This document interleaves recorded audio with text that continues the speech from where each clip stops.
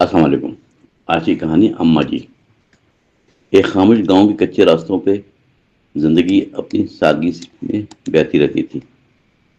وہاں ایک بوڑھی عورت رہتی تھی، تنہا۔ سب اسے محبت سے اماں جی کہتے تھے۔ اصل نام اس کا زہرا بیگم تھا، مگر وقت نے اسے اماں جی بنا دیا تھا۔ اس کی آنکھوں میں عجیب سی روشنی تھی، چہرے پر جھریاں مگر سکون نمایاں تھا، جیسے زندگی کے دکھوں کو قبول کر چکی ہے۔ وہ ایک چھوٹے سے مٹی کے گھر میں رہتی تھی، اپنی یادوں کے ساتھ زندگی گزارتی تھی۔ گھر کے شہر میں ایک پرانا پیڑ تھا جس کے نیچے وہ اکثر بیٹھا کرتی تھی، ہاتھ میں تسبیح اور لبوں پر دعا ہوتی تھی۔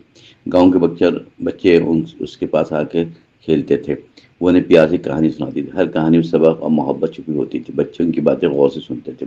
اماں جی کے دل میں سب کے لیے بےحد محبت اور خلوص موجود تھا۔ وہ کبھی کسی سے ناراض نہ ہوتی تھی۔ اس کے شوہر کا انتقال برسوں پہلے ہو چکا تھا، وہ تنہا رہ گئی تھی۔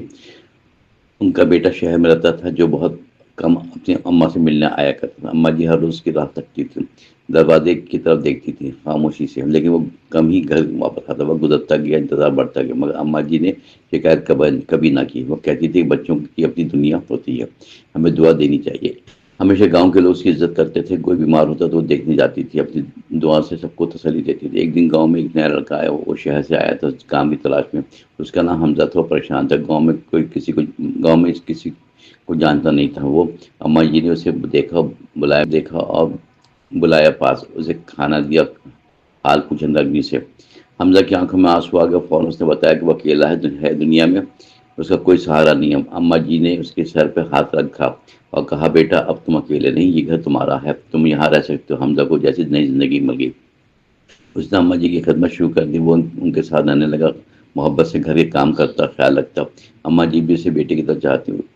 ان کے چہرے پر دوبارہ خوشی آ گئی۔ گاؤں کے لوگ بھی اسے پسند کرتے تھے۔ وہ سب کے ساتھ اچھا سلوک کرتا تھا۔ وقت کے ساتھ وہ گھر کا حصہ بن گیا۔ ایک دن اماں جی بیمار ہو گئی۔ اچانک حمزہ بہت گھبرایا اور فکر مند ہوا۔ اس نے حکیم کو بلایا اور دوا دی۔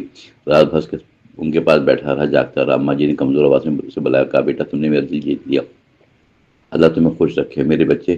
حمزہ کی آنکھوں میں سے آنسو بہنے لگے۔ وہ ان کے ہاتھ کو تھامے بیٹھا رہا۔ اماں جی نے کہا، میرا وقت قریب ہے، مگر مجھے سکون ہے کہ تم میرے ساتھ ہو۔ انہوں نے اسے نصیحت کی، محبت بانٹنا اور ہمیشہ سچائی کے راستے پر چلنا، یہی زندگی کی اصل کامیابی ہوتی ہے۔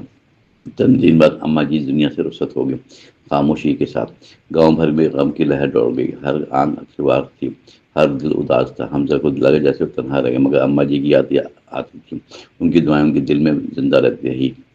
مگر اماں جی کی باتیں یاد آتی تھی، ان کی دعائیں اس کے دل میں زندہ رہی۔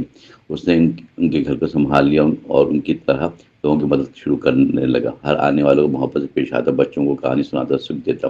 لوگ اسے اماں جی کا سچا وارث کہتے تھے۔ اس کی زندگی کا مقصد بدل چکا تھا، وہ اب دوسروں کے لیے جینے لگا تھا۔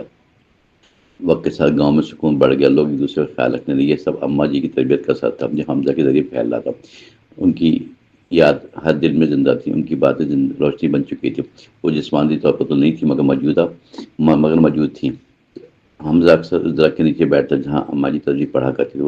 وہ ان کے لیے دعا کرتا خاموشی سے، اور اپنے دل میں ان کی باتیں دہراتا۔ اسے محسوس ہوتا کہ وہ قریبی ہی کہیں ہیں، اسے دیکھ رہی ہیں، مسکرا رہی ہیں۔ یہ احساس اسے طاقت بن دیتا تھا۔ ہر لمحے زندگی نے اسے ایک نیا راستہ دیا۔ اب تنہا نہیں تھا بلکہ مضبوط تھا۔ اماں جی کی محبت نے اسے بدل دیا تھا۔ وہ ایک عام انسان سے خاص بن گیا تھا۔ اس نے سیکھا کہ محبت سب سے بڑی طاقت ہے، جو دلوں کو جوڑتی ہے ہمیشہ، اور انسان کو انسان بناتی ہے۔ حقیقت یہ کہانی سادہ مگر ایک گہرا سبق دیتی ہے کہ محبت کبھی ضائع نہیں ہوتی، وہ ہمیشہ لوٹ کر آتی ہے، کبھی دعا کی صورت میں، کبھی روشنی بن کر۔ اماں جی کی زندگی ایک مثال تھی، جو رہتی دنیا لوگوں کو سکھاتی تھی کہ اصل دولت محبت اور خلوص ہوتی ہے۔